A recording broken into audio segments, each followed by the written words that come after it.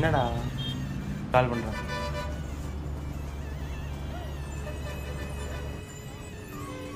Hello டே கமல், எங்கடா வந்துட்டுருக்கீங்க? சரி சரி சீக்கிரம் வாங்கடா, நான் வர ட்ரைலர் பார்க்கணும். சரியா வச்சுறேன், வந்துட்டுருக்கேன்டா.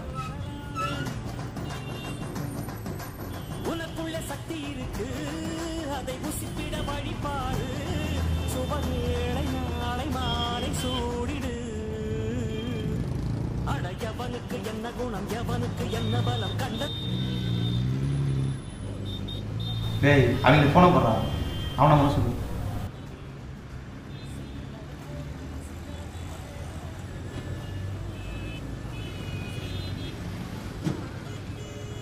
ஹலோ எங்கடா இருக்கீங்க? டேய் கமலை கூட்டிட்டு வந்துட்டுடா வைடா.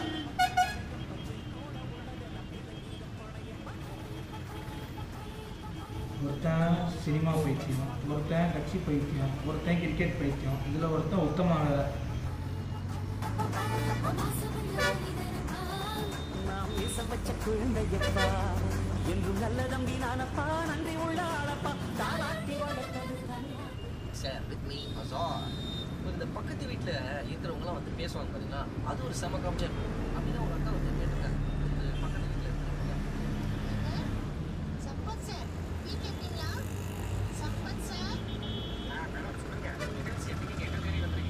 டேய் தலைவர் நவுறாங்க. என்னடா விஷயம்? சும்மா தான்டா கூப்பிட்டேன். ஏய் வந்துச்சா. ஹலோ சரிம்மா வாங்கிட்டு வரேம்மா. சரிம்மா வைம்மா. ஏய் நாளைக்கு கட்சியில் வேலை இருக்குடா, வந்துருக்குடா ஆடலாம். போடா, நாளைக்கு ஆர்சி மேட்ச் இருக்கு, ஈசால கப் நம்மதே. தம்பி எதுக்குடா சிரிக்கிறீங்க? நீங்க நம்பிட்டுருக்கீங்களா தம்பி? அந்த மாட்டிக்கிட்டு இருந்த குகலன் தப்பிச்சு வெளியே வந்து ஐம்பது மாதிரி என் உயிரோடு கலந்ததை யோசிக்கிறப்போ டென்ஷன் எத்தனாடா? என்னடா பைத்தியம்? விஜய் சேது வாய்ஸ் கொடுத்துறேன்டா, டோனி ஸ்டாருக்கு கேவலமாக இருக்கு. ரொம்ப முக்கியம்டா, நானும் பார்த்தேன், நல்லா இல்லை. ஏய் நீ என்ன வேலை சொன்ன? நாளைக்கு ஏரியா கேண்டிடேட் வராடுறாங்க, அப்பா வேலை சொல்லியிருக்காரு.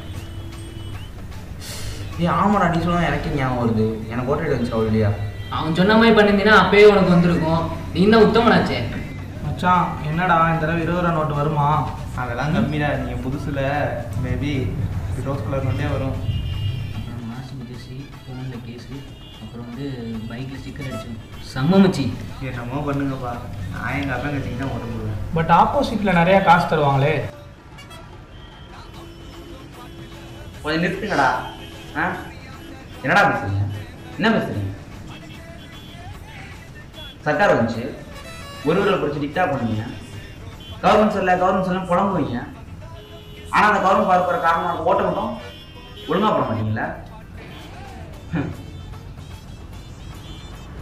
இதுக்கு முன்னாடி இந்த கவர்மெண்ட் 5 வருஷம் போகல, இனிமேல் வரப்போகிற கவர்மெண்ட் அதுவும் 5 வருஷம் போகல இருக்கும்.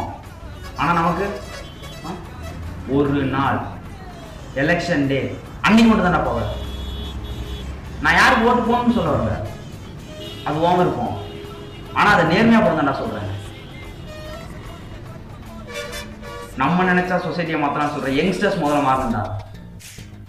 போலீஸ்ட்டை மாட்டிட்டா காசு கொடுத்த போய் கரப்ஷன்னா, ஓட்டுக்கு காசு வாங்க கரப்ஷன் தான்டா.